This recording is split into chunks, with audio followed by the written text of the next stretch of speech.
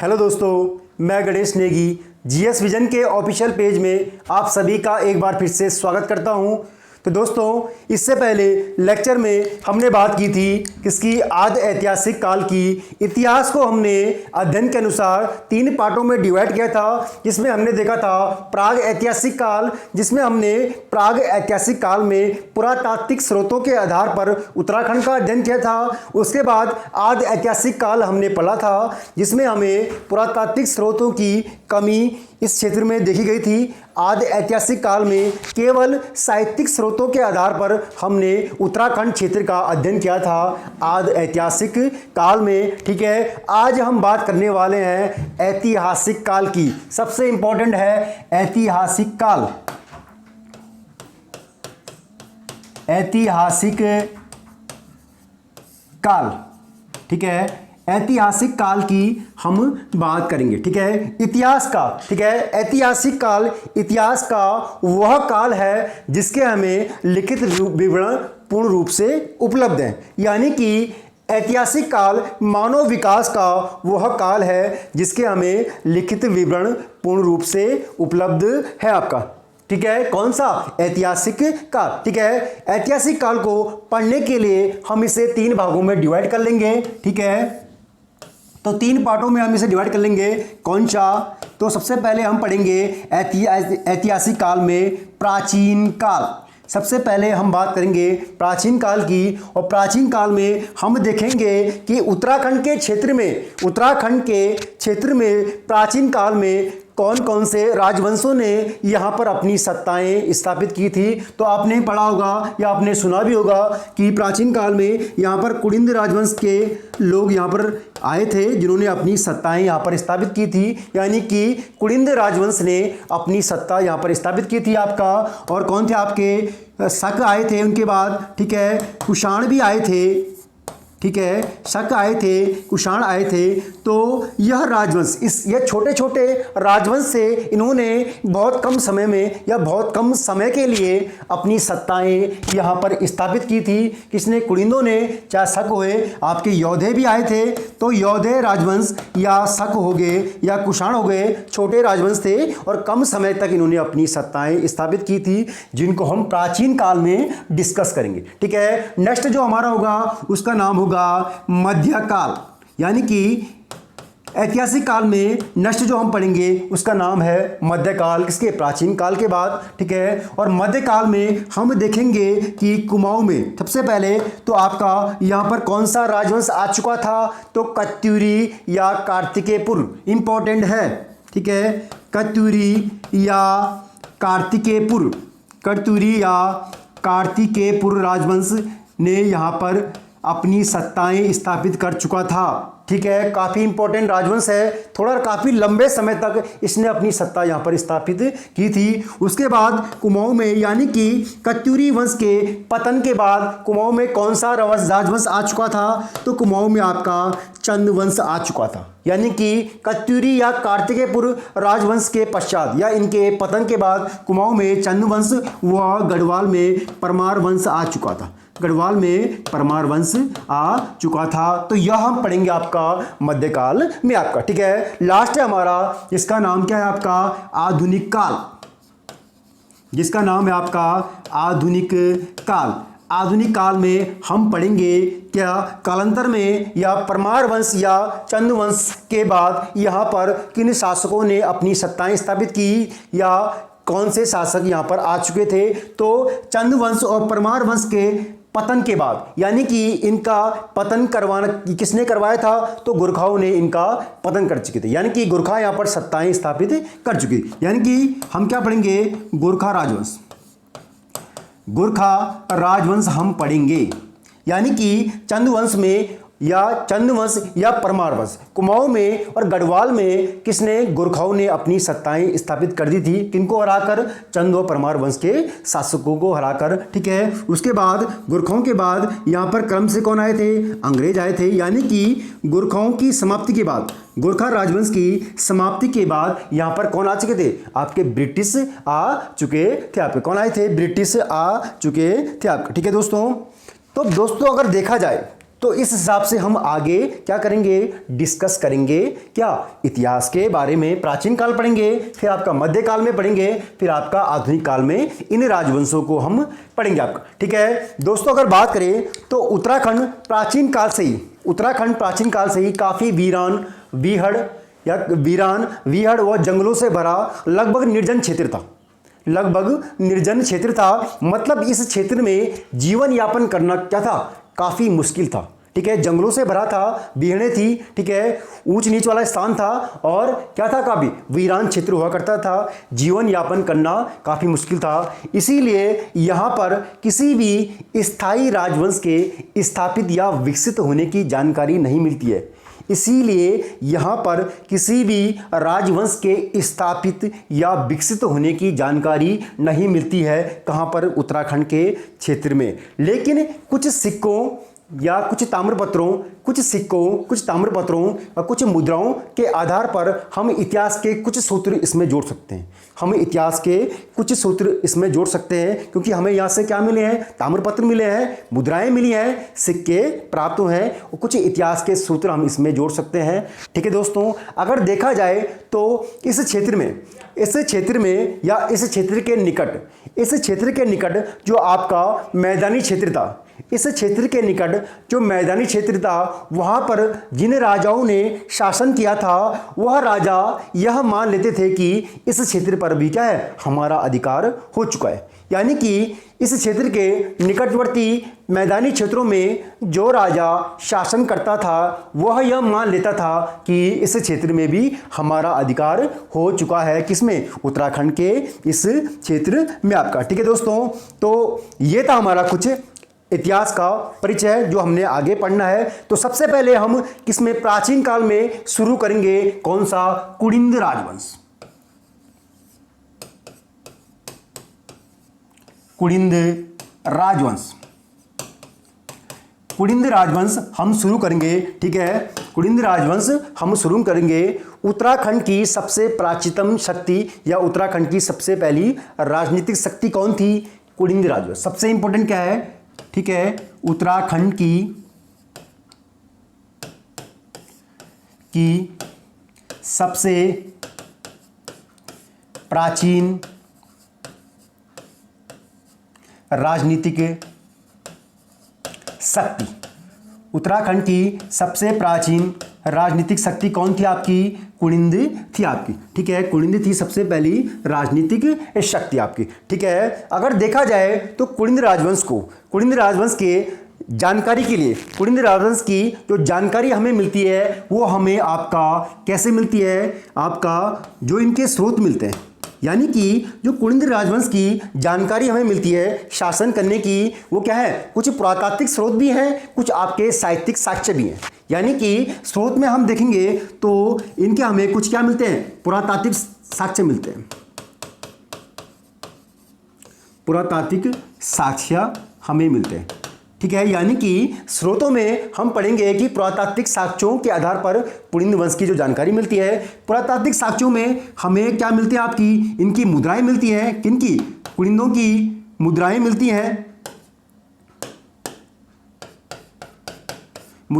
हैं। वो आपका कालसी अभिलेख, ध्यान रखना इंपॉर्टेंट है, कालसी अभिलेख। यानी कि पुरातात्विक साक्ष्यों में हमें क्या मिलती है, कुलिंद राजवंश की मुद्राएं मिलती है और कालसी अभिलेख में इनका विवरण किया गया है पुरातात्विक साक्ष्यों में। लेकिन बात करें साहित्यिक साक्ष्यों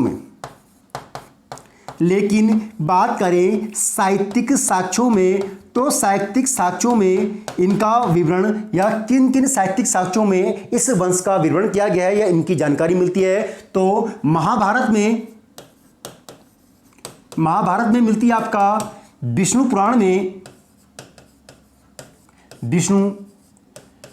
पुराण में और आपका पाणिनि की अष्टाध्यायी किसकी रचना है, पाणिनि की रचना है, अष्टाध्यायी में। और आपका किसमें, प्रसिद्ध भूगोल वेता, जो भूगोल वेता है, प्रसिद्ध भूगोल वेता थे, कौन थे, टॉलमी। प्रसिद्ध भूगोल वेता टॉलमी के विवरण में हमें क्या कुनिंद राजवंश के विवरण की जानकारी मिलती है। ये क्या हमारे साहित्यिक स्रोत है आपका। ठीक है दोस्तों, अगर देखा जाए तो कुनिंद वंश के लोगों को आपका क्या किसका वंशज माना गया है, तो आर्यों का वंशज इन्हें माना गया है। ठीक है, कुनिंद वंश के लोगों को किसका वंशज माना गया है, आर्यों का। कुनिंद वंश के लोगों को आर्यों का वंशज माना गया है। इंपॉर्टेंट है, आप नोट कर सकते हो, आर्यों का वंशज माना गया है। ठीक है, जबकि महाभारत जैसे ग्रंथ में कुनिंद लोगों को या कुनिंद शासकों को क्या बोला गया है, द्विज श्रेष्ठ। काफी इंपॉर्टेंट है, क्वेश्चन बन सकता है, आप नोट कर सकते हो। यानी कि महाभारत जैसे ग्रंथ में कुनिंद शासकों को क्या बोला गया है, द्विज श्रेष्ठ बोला गया है। द्विज श्रेष्ठ बोला गया है किसमें, आपका महाभारत जैसे ग्रंथों में आपका। ठीक है दोस्तों, अगर बात करें टॉलमी के विवरण में, ठीक है, टॉलमी ने आपका कुनिंद शासकों के लोगों को, टॉलमी जो प्रसिद्ध भूगोलवेता थे, टॉलमी ने कुनिंद शासकों के लोगों को क्या बोला है, तो इन्होंने बोला है उनको आपका क्या, कुलिंड्रिन। यानी कि टॉलमी के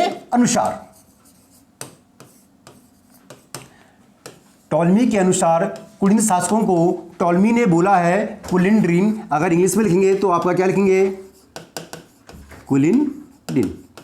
ठीक है, कुलिंड्रिन इन्हें बोला है किसने, टॉलमी के अनुसार आपकी। ठीक है, जबकि विष्णु पुराण में, ठीक है, मैंने आपको बोला है ना, ठीक है, ये हमारे क्या है, साहित्यिक स्रोत है। ठीक है, जबकि विष्णु पुराण में इन कुनिंद शासकों को क्या बोला गया है, तो इनको बोला गया है कुलिंदो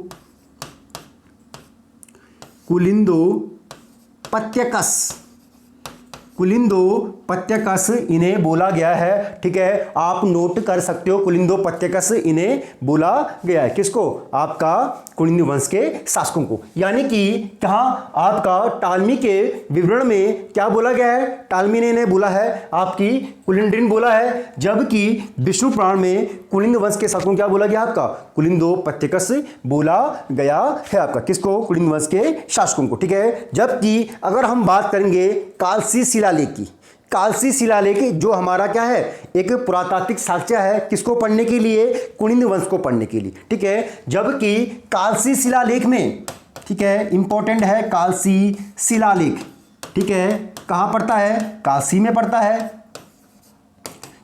पड़ता है। और अशोक द्वारा इसे कब यहां पर स्थापित करवाया गया था, तो 257 ईसा पूर्व या बीसी, 257 ईसा पूर्व या बीसी में अशोक द्वारा इस शिलालेख को यहां पर स्थापित करवाया गया था। तो कालसी शिलालेख में अगर देखा जाए तो यहां पर क्या, कुनिंद, देखो मैंने आपको बोला था इससे पहले जो कुनिंद थे उनको पुलिंद भी बोला गया है, ध्यान रखना, कुनिंद को पुलिंद भी बोला गया है। कुछ विद्वान इन्हें पुलिंद बोलते थे, जबकि कुछ विद्वान इन्हें कुनिंद बोलते थे। काफी मिलते जुलते नाम है, इसलिए भ्रम की स्थिति हो गई थी। तो कुछ विद्वान इन्हें पुलिंद बोलते हैं, कुछ विद्वान इन्हें कुनिंद बोलते हैं। ठीक है दोस्तों, तो कालसी शिलालेख में बोला गया है कि जो यहाँ के क्षेत्र के निवासी हैं, इस क्षेत्र के निवासियों को कालसी शिलालेख में क्या बोला गया था, तो इनको बोला गया था आपका क्या, पुलिंद।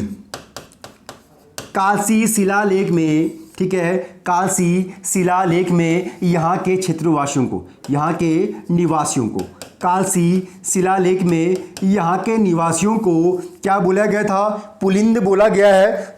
जबकि इस संपूर्ण क्षेत्र को क्या बोला गया था, जबकि इस संपूर्ण क्षेत्र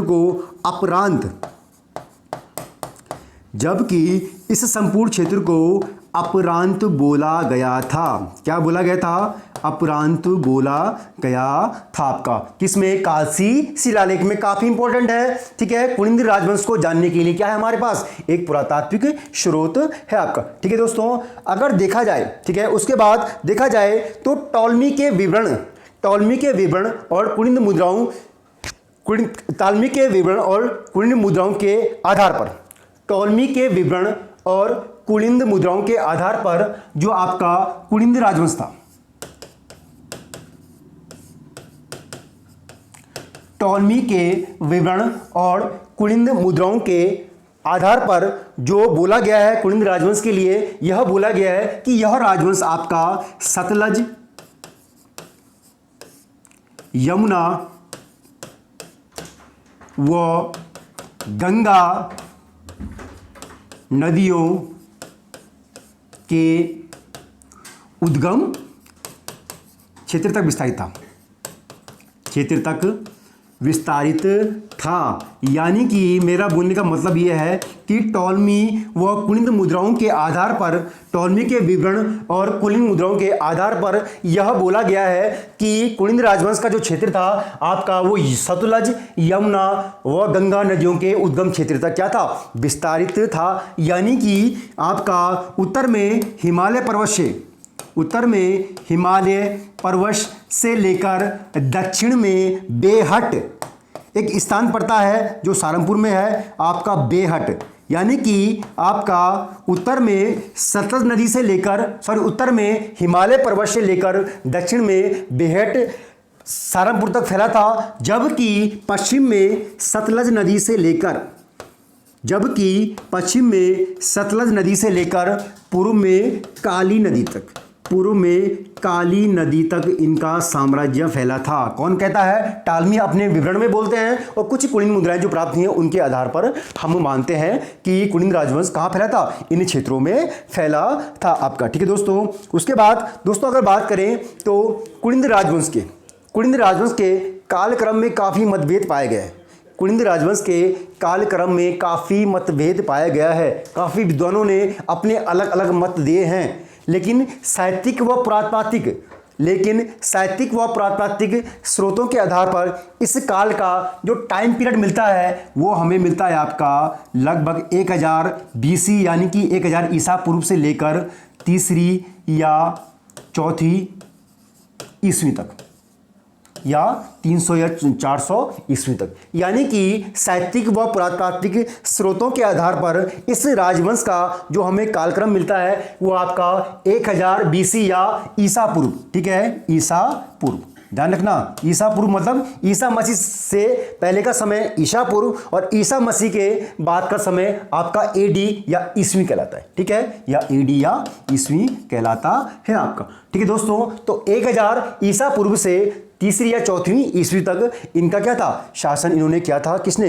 कुलिंद राजवंशों ने आपका। ठीक है दोस्तों, अगर देखा जाए तो कुलिंद राजवंश पहले किसके अधीन था? मौर्यों के अधीन था, मौर्य वंश के शासकों के अधीन था। ध्यान रखना, इंपॉर्टेंट है, मौर्य वंश के अधीन था। इंपॉर्टेंट इसलिए है कि क्वेश्चन पहले बन चुका है। कुलिंद वंश के शासक या कुलिंद वंश के लोग पहले किसके अधीन थे? मौर्यों के अधीन थे। और इनका जो राज्य था, कुलिंद वंश का जो राज्य था वो उत्तराखंड के 6 क्षेत्रों में बटा हुआ था। ठीक है, उत्तराखंड के 6 भागों में इनका राज्य बटा हुआ था। यानी कि 6 भागों में कुलिंद राजवंश का राज्य उत्तराखंड के क्षेत्रों में बटा हुआ था, 6 भागों में बटा हुआ था।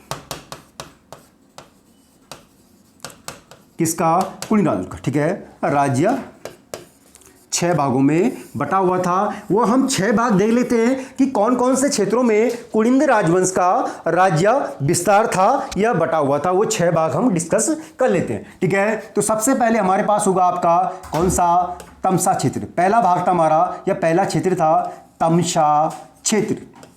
तमसा क्षेत्र, देखो तमसा किसका प्राचीन नाम है? तो तमसा मिलता है टॉन्स नदी का। टॉन्स नदी को पहले तमसा के नाम से भी जाना जाता था। टॉन्स नदी को पहले तमसा के नाम से भी जाना जाता था। ठीक है, क्वेश्चन बनता है कि तमसा नदी को पहले किस नाम से जाना जाता था? तो तमसा नदी के नाम से। ठीक है, तमसा क्षेत्र यानी कि आपका जौनसार क्षेत्र, यानी कि जो तमसा क्षेत्र फैला था वो था आपका जौनसार क्षेत्र। ठीक है, नेक्स्ट हमारा इसका नाम है कालकूट क्षेत्र। कालकूट क्षेत्र यानी कि कालकूट क्षेत्र था हमारा जो कालसी का क्षेत्र है। कालसी का जो क्षेत्र है, ध्यान रखना क्वेश्चन ये भी इंपॉर्टेंट है। ठीक है, कालसी क्षेत्र। क्वेश्चन ये भी इंपॉर्टेंट है, पूछ लेगा कि कालकूट किसका प्राचीन नाम था, तो कालकूट किसका प्राचीन नाम मिलता है, तो कालसी का प्राचीन नाम मिलता है। ठीक है, नेक्स्ट था तीसरा हमारा, जिसका नाम था टंकण क्षेत्र। टंकण क्षेत्र, टंकण क्षेत्र जो पड़ता था वो था आपका वर्तमान में चमोली जिला, चमोली क्षेत्र। वर्तमान में चमोली क्षेत्र हमारा पड़ता था आपका टंकण क्षेत्र। ठीक है, चौथा था हमारा कौन सा, जिसका नाम है आपका भारद्वाज क्षेत्र। भारद्वाज क्षेत्र, भारद्वाज क्षेत्र जो पड़ता आपका वह टिहरी व पौड़ी का संयुक्त क्षेत्र, यानी कि टिहरी और पौड़ी का संयुक्त क्षेत्र क्या कहलाता था, भारद्वाज क्षेत्र। पौड़ी और टिहरी का संयुक्त क्षेत्र आपका भारद्वाज क्षेत्र कहलाता था आपका। ठीक है, नेक्स्ट था हमारा पांचवा, वो था हमारा रंगकू क्षेत्र। रंगकू क्षेत्र, रंगकू क्षेत्र जो पड़ता है वर्तमान में वो था आपका पिथौरागढ़ क्षेत्र, पिथौरागढ़ जनपद का भाग, पिथौरागढ़ जनपद का भाग आपका वो था हमारा रंगकू क्षेत्र। लास्ट था हमारा छठवां जो इनका क्षेत्र था, जो इनका राज्य था, वो था हमारा आत्रेय, आत्रेय या गोभिषाण, आत्रेय या गोभिषाण क्षेत्र, आत्रेय क्षेत्र या गोभिषाण क्षेत्र। ये तो आपको पता ही होगा कि गोभिषाण किसका प्राचीन नाम मिलता है, तो काशीपुर का। ठीक है, काशीपुर का प्राचीन नाम क्या मिलता है, गोभिषाण मिलता है। तो यह 6 क्षेत्र हमारे कौन से थे आपके, क्या थे, जिनमें कुलिंद राजवंश का क्या था, विस्तार था। आप नोट कर सकते हो। ठीक है, आप 2 मिनट के लिए इसको नोट कर सकते हो। ठीक है, तो ये थे हमारे क्या कुछ क्षेत्र आपके। ठीक है, नोट कर सकते हो आप, काफ़ी इंपॉर्टेंट है, आप इसे नोट कर सकते हो। ठीक है दोस्तों, उसके बाद हम बात करेंगे। ठीक है, तो इस राजवंश को, ठीक है, अभी हमने पढ़ा ना, इसका टाइम पीरियड क्या मिलता है, 1000 ईसा पूर्व या 1000 बीसी से 3री-4वीं ईस्वी तक या एडी तक। ठीक है, तो इस राजवंश को हम 3 चरणों में बांटेंगे। इस राजवंश को या कुलिंद राजवंश को 3 चरणों में बांटा गया, 3 चरणों में बांटा गया, 3 चरणों में बांटा गया है। इस राजवंश को या कुलिंद राजवंश को 3 चरणों में बांटा गया है। 3 चरण कौन से हैं वो हम देख लेंगे। तो आपका पहला चरण, ठीक है, पहला चरण था आपका, लिख लेता हूं, पहला चरण। पहला चरण जो इसका टाइम पीरियड था वो था हमारा कौन सा, 1000 बीसी, यानी कि 1000 ईसा पूर्व से लेकर आपका कब तक, 5वीं या 6वीं ईस्वी। ठीक है, ईसा पूर्व, सॉरी 5वीं या 6वीं ईसा पूर्व, या 500 या 600 ईसा पूर्व, ऐसा मान लो। ठीक है, 500 या 600 ईसा पूर्व या बीसी। ठीक है, या बीसी या ईसा पूर्व, यानी कि जो पहला चरण मिलता है, ठीक है, कुलिंद राजवंश का, वो हमें मिलता है 1000 ईसा पूर्व से लेकर 500 या 600 ईसा पूर्व तक इनका क्या मिलता है, पहला चरण मिलता है, या इनका पहला टाइम पीरियड मिलता है जिस समय इन्होंने शासन किया था। और इस टाइम पीरियड के दौरान या इस कालक्रम के दौरान इनकी जो राजधानी थी, ध्यान रखना इंपॉर्टेंट है, इस टाइम पीरियड या इस कालक्रम के दौरान इनकी जो राजधानी थी वो थी कहाँ आपकी, श्रीनगर। वह श्रीनगर थी इनकी क्या राजधानी, किसकी, आपकी कुलिंद राजवंश की। यानी कि पहले चरण के अनुसार इनकी राजधानी कहाँ थी, श्रीनगर थी आपकी। ठीक है, नेक्स्ट तो इनका जो चरण है या इनका जो कालक्रम है जिसमें इन्होंने शासन किया है, दूसरा चरण। दूसरा चरण हम देख लेते हैं।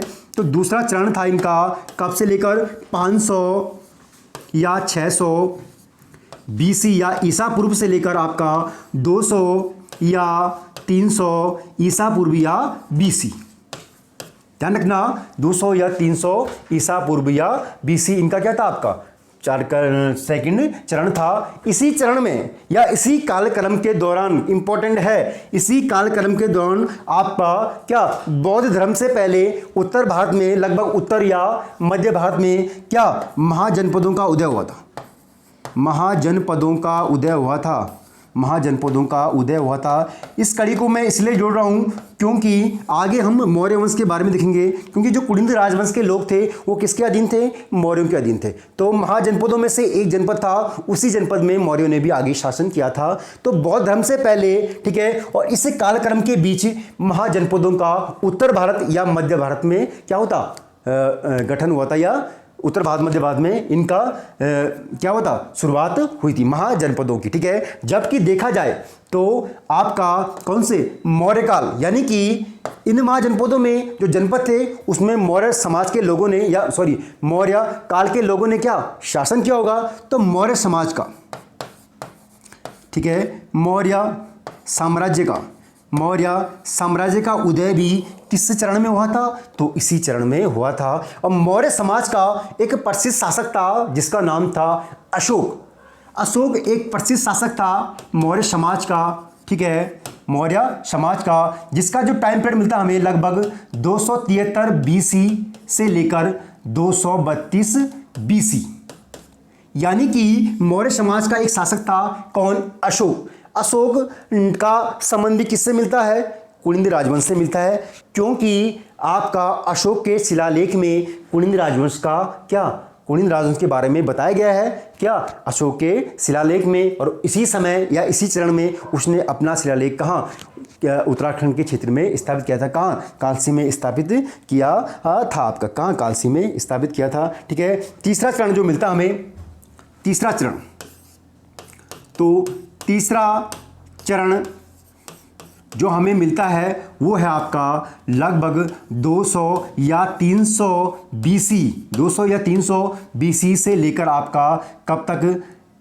तीसरी या चौथी ईस्वी तक, यानी कि इसे मान लो आप, क्या मान लो? 300 या 400 एडी, ठीक है। तो तीसरा चरण मिलता है हमें किसका? कुलिंद राजवंश का। वो मिलता है आपका क्या? 200 या 300 ईसा पूर्व या बीसी से लेकर आपका कहाँ तक? 300 या 400 एडी तक आपका इनका तीसरा चरण मिलता है। किससे? कुलिंद राजवंश का। तो इन 3 चरणों में आगे हम इसको पढ़ेंगे, ठीक है। तो सबसे पहले हम बात करेंगे किसकी? प्रथम चरण की। सबसे पहले हम बात करेंगे प्रथम चरण की हम बात करेंगे, जिसका टाइम पीरियड मैंने आपको बताया था, ठीक है। आ जाता हूँ पहले आता हूँ मैं, ठीक है। प्रथम चरण की हम बात कर लेंगे, ठीक है। तो प्रथम चरण देखो दोस्तों, कुलिंद राजवंश का जो प्रथम शासक माना जाता है वो किसे माना जाता है? सुबाहु।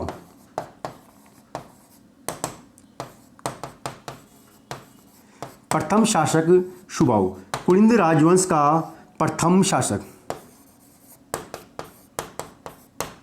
कुलिंद राजवंश का प्रथम शासक सुबाहु को माना जाता है, ठीक है। सुबाहु मैंने आपको करवाया था, सुबाहु, ठीक है। पुलिंद राजा कौन था? सुबाहु था। अब पुलिंदी कौन थे? कुलिंद थे। तो सुबाहु इनका प्रथम शासक माना जाता है। और इसकी राजधानी कहाँ थी? तो इसकी राजधानी या इसकी प्रारंभिक राजधानी कहाँ थी? श्रीनगर। इसकी राजधानी कहाँ थी? श्रीनगर या श्रीनगर या श्री क्षेत्र या सुबाहुपुर। इसने अपने नाम से राजधानी बनाई थी श्रीनगर को, जिसको ये सुबाहुपुर बोलता था या श्री क्षेत्र बोलता था। कौन? आपका सुबाहु बोलता था आपका, ठीक है। और देखा जाए तो साहित्यिक व पुरातात्विक स्रोतों में, ठीक है, खासकर साहित्यिक स्रोतों में और किसमें? महाभारत में। साहित्यिक स्रोतों में आपने देखा होगा कि महाभारत में इसने किसके पक्ष में युद्ध लड़ा था? तो इसने पांडवों के पक्ष में। इसी सुबाहु ने, ध्यान रखना, इसी सुबाहु ने महाभारत के युद्ध में, ठीक है, महाभारत के युद्ध में किसके पक्ष में? पांडवों के पक्ष में युद्ध लड़ा था। पांडवों के पक्ष में किसने? आपका सुबाहु ने युद्ध लड़ा था। किसमें? महाभारत के युद्ध में पांडवों के पक्ष में इसने युद्ध लड़ा था। किसने? सुबाहु ने आपका, ठीक है दोस्तों। अगर देखा जाए तो इसके पश्चात, सुबाहु के पश्चात उसका पुत्र कौन था? राजा विराट। सुबाहु के पश्चात इसका पुत्र राजा विराट शासक बनता है, ठीक है। इसका पुत्र राजा विराट, इसका पुत्र राजा विराट शासक बनता है, ठीक है, और अपनी राजधानी को कहाँ, श्रीनगर से, अपनी राजधानी को श्रीनगर से स्थानांतरित कर, श्रीनगर से स्थानांतरित कर कहाँ लेके जाता है, तो सबसे इंपॉर्टेंट है विराटगढ़ी या वैराटगढ़ी, ठीक है, अपनी राजधानी को कहाँ लेके जाता है, विराटगढ़ी। विराटगढ़ी पड़ता है आपका जौनसार क्षेत्र में, विराटगढ़ी पड़ता है आपका जौनसार क्षेत्र में। यानी कि जो आपका कौन था, राजा विराट, जो सुबाहु का पुत्र था, जो शासक बनता है और अपनी राजधानी को कहाँ, श्रीनगर से स्थानांतरित कर, श्रीनगर जो राजधानी बनाई थी इसके पिता ने बनाई थी, लेकिन यह राजधानी श्रीनगर से स्थानांतरित कर कहाँ लेके जाता है, विराटगढ़ी जौनसार क्षेत्र में लेकर जाता है। दोस्तों इसी विराट की पुत्री से, इंपॉर्टेंट क्यों है, क्योंकि इसी विराट की पुत्री से अर्जुन के पुत्र, अर्जुन का पुत्र कौन था, अभिमन्यु था, अर्जुन के पुत्र अभिमन्यु का विवाह हुआ था। यानी कि राजा विराट की जो पुत्री थी उससे किसका विवाह हुआ था, अर्जुन के पुत्र अभिमन्यु का विवाह किससे हुआ था, आपका राजा विराट की पुत्री से हुआ था, अभिमन्यु का विवाह हुआ था आपका, ठीक है दोस्तों। उसके बाद हम बात करेंगे किसकी, सेकंड चरण की। उसके बाद हम बात करेंगे सेकंड चरण की, यानी कि द्वितीय चरण, दूसरा चरण या द्वितीय चरण, ठीक है, जिसका टाइम पीरियड मैंने क्या बोला आपको, 500 या 600 BC से लेकर 200 या 300 BC, ठीक है। अभी मैंने आपको बोला है कि इसी काल में महाजनपदों का उदय हुआ था, यानी कि बौद्ध धर्म से पहले जो भारतवर्ष में महाजनपदों का उदय हुआ था वो इसी कालक्रम के दौरान हुआ था, ठीक है। 16 महाजनपदों में बटा है ना, 16 महाजनपदों का उदय हुआ था, ठीक है आपका, जिसका वर्णन किसमें मिलता है, बौद्ध धर्म के अगुंतर निकाय में, बौद्ध धर्म के अगुंतर निकाय में महाजनपदों का क्या उदय मिलता है ना, ठीक है। और आपका मौर्य साम्राज्य का उदय भी इस समय हुआ था, जबकि मौर्य समाज का एक प्रसिद्ध शासक कौन था, अशोक था, और अशोक का आगमन भी इसी समय होता है या इस अवधि के दौरान होता है, ठीक है। इसलिए दोस्तों इस काल को, ठीक है, इसीलिए इस चरण को धार्मिक क्रांति का चरण भी माना गया है, धार्मिक क्रांति का चरण भी माना गया है, ठीक है। इसीलिए भारतवर्ष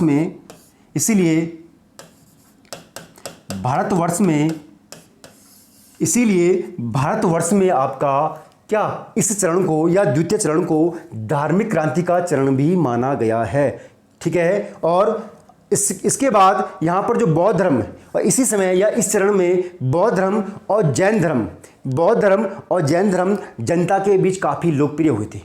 इसी चरण में आगे बौद्ध धर्म और जैन धर्म जनता के बीच काफ़ी लोकप्रिय होते हैं, मतलब लोगों ने बौद्ध धर्म और जैन धर्म को बहुत अधिक मात्रा में अपनाया था। किसमें, इसी चरण में बौद्ध धर्म जैन धर्म अपनाया था आपका, ठीक है दोस्तों। और देखा जाए तो मौर्य सम्राट अशोक ने भी कौन सा धर्म अपनाया था, तो उन्होंने भी बौद्ध धर्म अपनाया था। मौर्य सम्राट अशोक ने भी कौन सा धर्म अपनाया था, तो इन्होंने भी आपका बौद्ध धर्म अपनाया था, ठीक है। बौद्ध धर्म अपनाया था किसने, अशोक ने आपका, ठीक है। कौन सा बौद्ध धर्म अपनाया था, ठीक है। और अशोक द्वारा, ठीक है, और अशोक द्वारा शासन करने के लिए इसने कौन सी विधि अपनाई थी, केंद्रीयकरण विधि, यानी कि इसने केंद्रीयकरण विधि के तहत शासन किया था,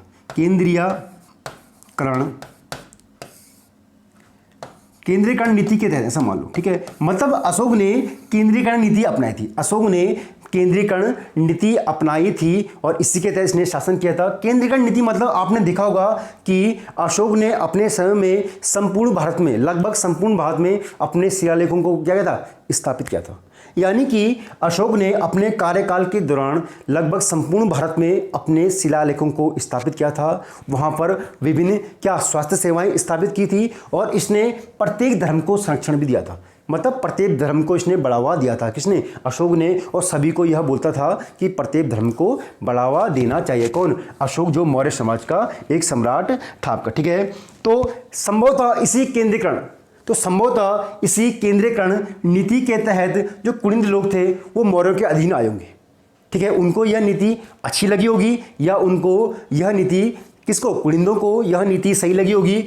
और इसी नीति के तहत कौन, कुलिंद लोग किसके अधीन आए थे, मौर्यों के अधीन आए थे। कौन, कुलिंद लोग। क्वेश्चन बनता है कि मौर्य के अधीन कौन थे, कुलिंद लोग आए थे आपका। ठीक है दोस्तों, तो दोस्तों अगर देखा जाए तो इस चरण में हमें कुलिंद राजवंश के साहित्यिक व पुरातात्विक स्रोत बहुत कम मात्रा में मिलते हैं या इनका अभाव था। इस चरण में क्या कुलिंद राजवंश के जो साहित्यिक व पुरातात्विक स्रोत थे उनका बहुत कम अभाव रहा है या बहुत कम मात्रा में मिले हैं। और इसी चरण में आपका कुलिंद वंश के अभिलेख या आपका क्या राज्य विस्तार की जो प्रक्रिया थी वह क्या, उसकी जानकारी हमें नहीं मिलती। यानी कि इस चरण में कुलिंद राजवंश के जो आपके अभिलेख या आपके राज्य विस्तार की या जो प्रक्रिया थी उसकी जानकारी भी हमें नहीं मिलती है। यानी कि राज्य विस्तार नहीं हो पाया था, ना कि किसी शासक की जानकारी मिलती है और ना ही आपका किसी अभिलेख या किसी मुद्राओं की जानकारी मिलती है इस चरण में कुलिंद राजवंश की आपका। ठीक है दोस्तों, उसके बाद हम बात करते हैं कौन सा, तृतीय चरण।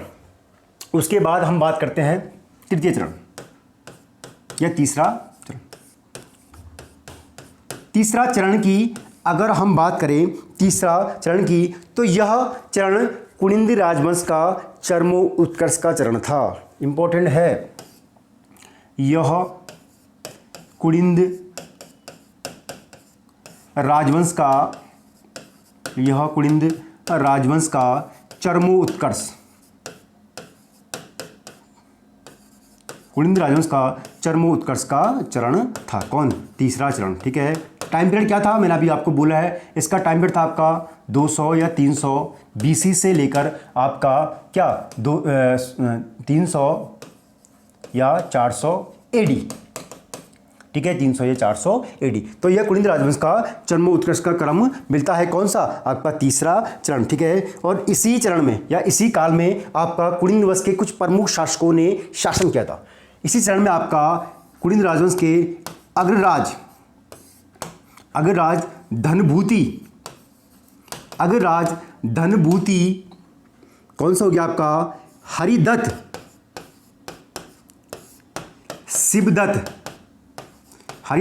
शिवदत्त, मृगभूति।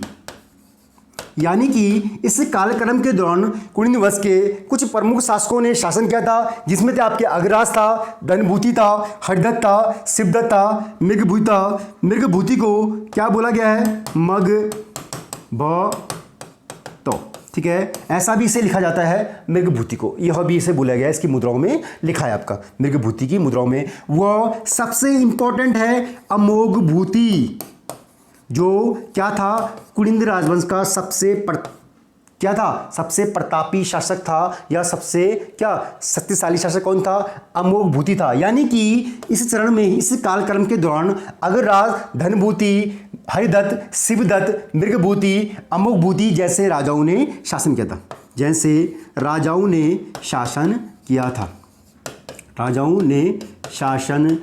था। ठीक है, आप नोट कर सकते हो, काफी इंपॉर्टेंट है, किसने शासन किया था, अमोघभूति जैसे राजाओं ने शासन किया था आपका। ठीक है, और इसी अमोघभूति ने अपने समकालीन औदुंबर, एक गणराज्य था औदुंबर, वह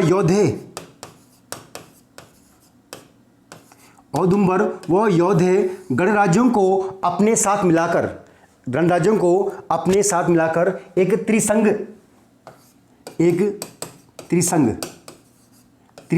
का गठन किया था, 3 गुटों का संघ गठन किया था। यानी कि किसने, इसी अमोघभूति ने, जो कुलिंद वंश का सबसे प्रतापशाली राजा था, इसी अमोघभूति ने अपने समकालीन औदुंबर व योधे गणराज्यों के साथ मिलकर एक त्रिसंघ गुटों का निर्माण किया था। त्रिसंघ गुट का निर्माण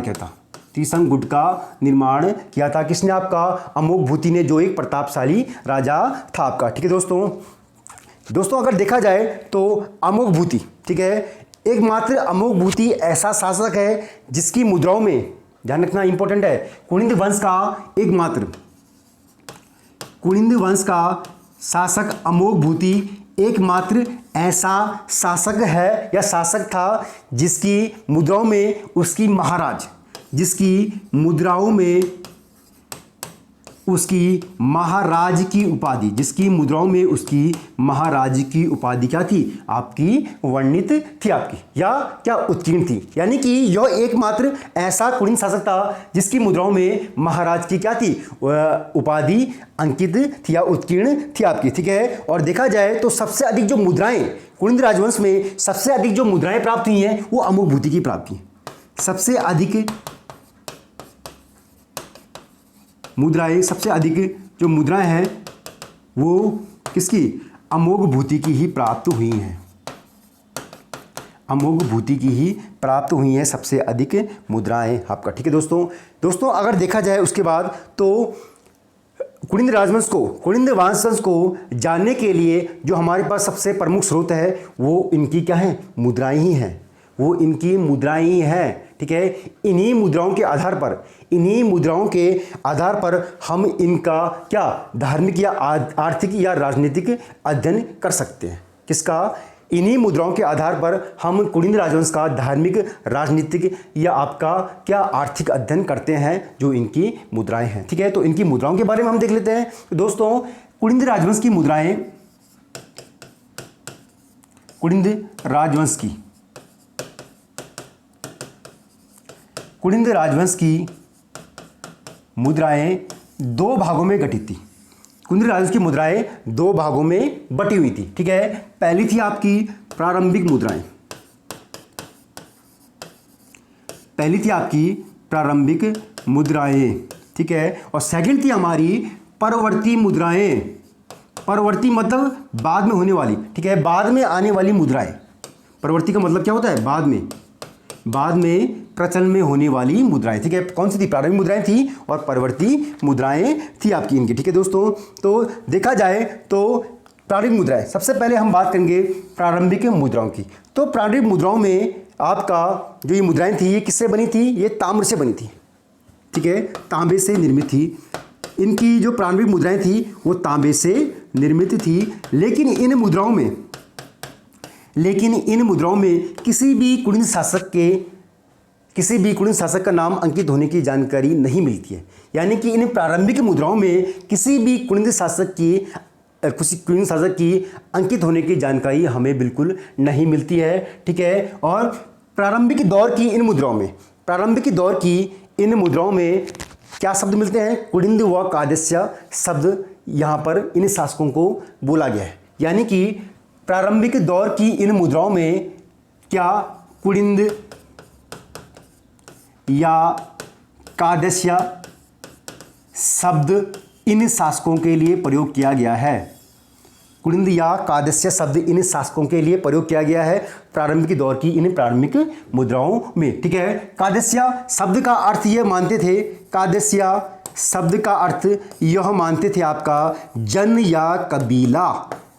कादस्य शब्द का अर्थ यह लोग मानते थे आपका जन या कबीला मानते थे आपका, ठीक है। और देखा जाए तो इन मुद्राओं में, ठीक है, इन प्रारंभिक मुद्राओं में, तो इन प्रारंभिक मुद्राओं के आगे भाग में, इन प्रारंभिक मुद्राओं के आगे भाग में, ठीक है, आगे भाग में बोधि वृक्ष अंकित था। इन मुद्राओं के आगे वाले भाग में बोधि वृक्ष का अंकन मिलता है, जबकि पिछले भाग में फैलती हुई सूर्य किरणें,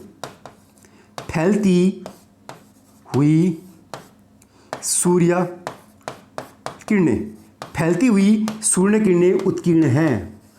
यानी कि प्रारंभिक मुद्राओं में जो आपका अंकन मिलता है वो आगे भाग में बोधि वृक्ष का अंकन मिलता है, जबकि पिछले भाग में फैलती हुई सूर्य किरणें क्या थी, उत्कीर्ण थी। किसमें, इनकी प्रारंभिक मुद्राओं में आपका, ठीक है दोस्तों। उसके बाद हम बात करते हैं किसकी, परवर्ती मुद्राओं की बात करते हैं हम, परवर्ती मुद्राएं। परवर्ती मुद्राओं को दोस्तों अगर देखा जाए तो परवर्ती मुद्राओं को इनके राजवंश में 3 भागों में बांटा गया है। 3 भागों में इन्हें बांटा गया है परवर्ती मुद्राओं को, ठीक है।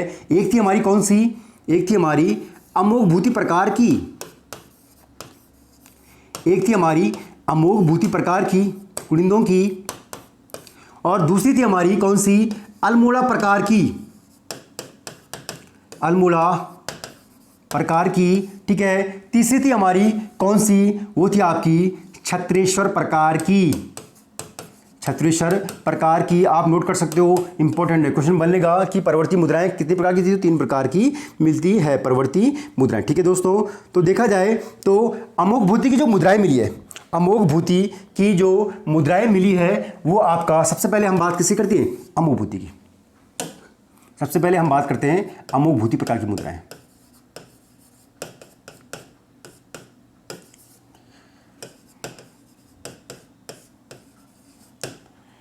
की मुद्राएं दोस्तों, अमोघ भूति प्रकार की जो मुद्राएं मिली है वो मुख्य रूप से किसके बनी है, ताम्र व रजत से बनी है। ताम्र व रजत से निर्मित है। ताम्र व रजत से निर्मित है किसकी, अमोघ भूति की। यानी कि अमोघ भूति की जो प्रकार की मुद्राएं मिली हैं वो ताम्र व रजत से निर्मित है, ठीक है। और इन मुद्राओं में किसका प्रयोग किया गया है, तो इन मुद्राओं में आपका ब्राह्मी व आपका कौन सी, खरोष्टी, ध्यान रखना, ब्राह्मी व खरोष्टी लिपियों का प्रयोग किया गया है। यानी कि इन मुद्राओं में आपका ब्राह्मी व खरोष्टी लिपियों का प्रयोग किया गया है। किन अमोघ भूति प्रकार की मुद्राओं में ब्राह्मी और खरोष्टी लिपि का प्रयोग किया गया है, ठीक है। और इन मुद्राओं के अग्रभाग में, इन मुद्राओं के अग्रभाग में यानी कि आगे वाले भाग में देवी व मृग का अंकन मिलता है। देवी व मृग का अंकन तथा देवी व मृग का अंकन तथा क्या, प्राकृत भाषा में, तथा प्राकृत भाषा में क्या लिखा हुआ मिलता है, प्राकृत भाषा में लिखा हुआ मिलता है आपका राज्ञा कुलिंदस अमोघ भूतिस, राज्ञा कुलिंदस अमोघ भूतिस महरजस, ठीक है। समझ में आया, मेरे बोलने का मतलब है जो अमोघ भूति प्रकार की मुद्राएं हैं उनके अग्रभाग में देवी व मृग का अंकन किया गया है तथा प्राकृत भाषा में राज्ञा कुलिंदस अमोघ भूतिस महरजस कहा लिखा गया है, ठीक है। अग्रभाग की बात कर रहा हूं, जबकि पृष्ठभाग में इन्हीं मुद्राओं के क्या, पृष्ठ मतलब पीछे वाले भाग में, पृष्ठ मतलब पीछे वाले भाग में क्या लिखा हुआ मिलता है, क्या अंकित मिलता है, तो पीछे वाले भाग में स्वास्तिक चिन्ह, पीछे वाले भाग में स्वास्तिक चिन्ह अंकित है, ठीक है। और आपका क्या अंकित है, बोधि वृक्ष, ठीक है, स्वास्तिक चिन्ह और आपका बोधि वृक्ष,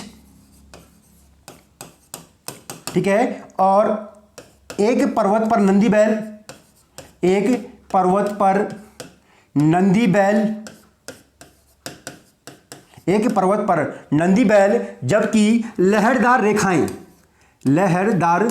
रेखाएं उत्कीर्ण हैं, ठीक है। कहां पर, पृष्ठभाग में रेखाएं उत्कीर्ण है, लहरदार रेखाएं उत्कीर्ण है। लहरदार रेखाओं को क्या माना गया है, नाग, सांप या नदी माना गया है, ठीक है। लहरदार रेखाएं थी ना, या नाग माना गया होगा या नदी से माना गया है। तो पिछले भाग पर या पृष्ठ भाग पर क्या थी, स्वास्तिक चिन्ह था, बोधि वृक्ष था, एक पर्वत पर नंदी बैल था और लहरदार रेखाएं उत्कीर्ण थी। इनकी क्या, मुद्राओं के पृष्ठ भाग में जो अमोघ भूति प्रकार की थी आपकी, ठीक है दोस्तों। उसके बाद हम बात करते हैं कौन सी, अल्मोड़ा प्रकार की।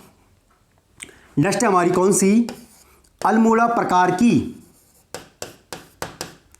अल्मोड़ा प्रकार की। तो अल्मोड़ा प्रकार की जो मुद्राएं मिली हैं यह मुख्य रूप से किसकी बनी है, ताम्र की बनी है, ताम्र से निर्मित है, ताम्र से निर्मित है, ठीक है दोस्तों। और मुख्य रूप से यह कहां से मिली है, अल्मोड़ा जनपद से मिली है, अल्मोड़ा जनपद से मिली है। और आपका कितनी मिली है, तो 4 मिली है, 4 ताम्र मुद्राएं, 4 ताम्र मुद्राएं मिली हैं अल्मोड़ा जनपद से, ताम्र से निर्मित है। इसीलिए आपने देखा होगा कि ताम्र नगरी किसे कहा जाता है उत्तराखंड में, अल्मोड़ा जनपद को कहा जाता है। ताम्र से निर्मित है, अल्मोड़ा जनपद से मिली है 4 ताम्र मुद्राएं। और इन मुद्राओं में कुलिंद वंश के 4 प्रमुख शासकों के नाम उत्कीर्ण हैं, ठीक है। 4 प्रमुख शासकों के नाम, 4 प्रमुख शासकों के नाम शासकों के नाम।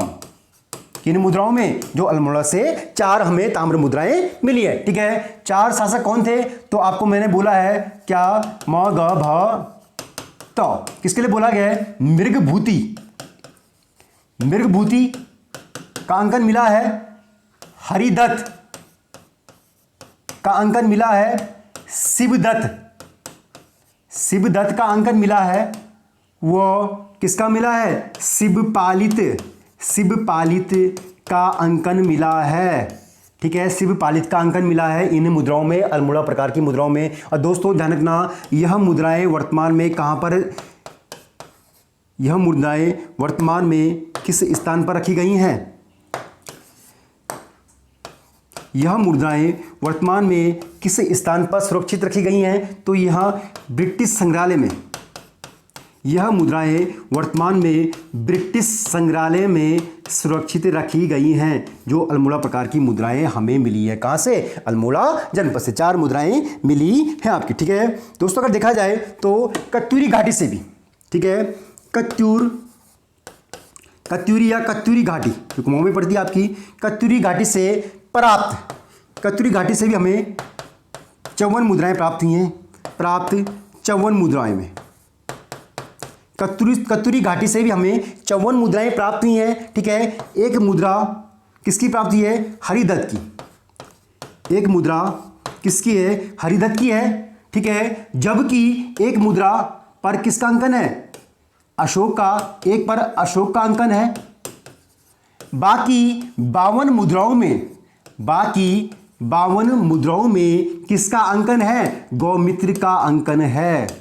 ठीक है, कत्यूरी घाटी से हमें 54 ताम्र मुद्राएं प्राप्त हुई हैं। ठीक है, और इन मुद्राओं में एक पर अशोक का अंकन है, एक पर हरिदत्त का अंकन है, जबकि 52 मुद्राओं में गौमित्र का अंकन मिलता है जो हमें कत्यूरी घाटी से प्राप्त हुई है। ठीक है दोस्तों, अगर देखा जाए तो डॉक्टर महेश्वर प्रसाद जोशी ने, ठीक है, डॉक्टर महेश्वर प्रसाद जोशी, कुछ याद आ रहा है आपको? डॉक्टर महेश्वर प्रसाद जोशी ने किसकी खोज की थी? लाखों डेयर खोज की इसने की थी आपकी, डॉक्टर महेश्वर प्रसाद जोशी ने। तो डॉक्टर महेश्वर प्रसाद जोशी को कहां से? कत्यूर घाटी से। डॉक्टर महेश्वर प्रसाद जोशी को कत्यूर घाटी से एक राजा की ताम्र मुद्रा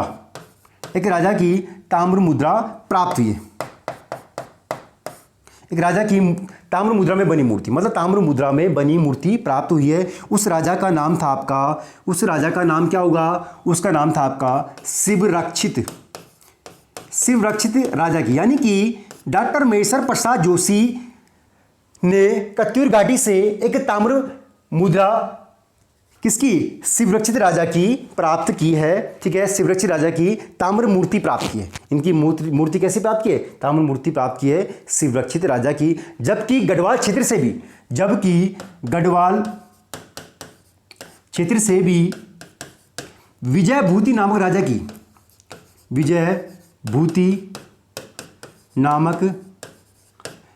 की ताम्र मुद्राएं प्राप्त हुई हैं। ठीक है, मूर्ति नहीं थी, मुद्राएं थी मतलब। ठीक है, डॉक्टर महेश्वर प्रसाद जोशी ने कत्यूरी घाटी से एक ताम्र मुद्रा किसकी? राजा शिवरक्षित की प्राप्त की है। जबकि गढ़वाल क्षेत्र से भी विजयभूति नामक राजा की क्या ताम्र मुद्राएं प्राप्त हुई हैं। और इन मुद्राओं का जो चित्रण है या इन मुद्राओं पर जो अंकन था वो आपका क्या था? चित्रण, मतलब इन मुद्राओं पर जो चित्रण है आपका वो बोधि वृक्ष का है, बोधि वृक्ष का है, वेदियों का है, नदियों का। ठीक है, तो इन चीजों का अंकन इन मुद्राओं में मिलता है जो यहां से प्राप्त हुई है हमें। ठीक है, गढ़वाल या केदार कुमाऊं की कत्यूरी घाटी से। ठीक है दोस्तों, उसके बाद हम देखते हैं, ठीक है, चत्रेश्वर प्रकार की। कौन सी मुद्रा बची हमारी? चत्रेश्वर प्रकार की मुद्रा। नेक्स्ट हमारी छत्रेश्वर प्रकार की।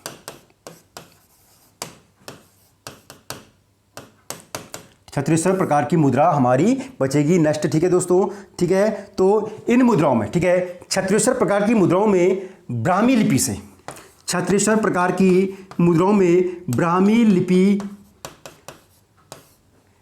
से क्या लिखा गया है? आपका भागवत चत्रेश्वर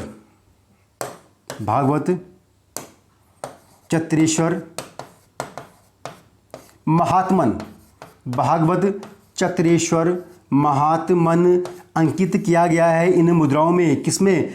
चत्रेश्वर प्रकार की मुद्राओं में भागवत चत्रेश्वर महात्मन अंकित किया गया है। किस लिपि में? तो ब्राह्मी लिपि में इसको लिखा गया है। क्या? चत्रेश्वर महात्मन आपका, ठीक है। और इस मुद्रा में ही दाएं हाथ पर त्रिशूल थामे क्या? शिव का अंकन भी है। इन्हीं मुद्राओं में दाएं हाथ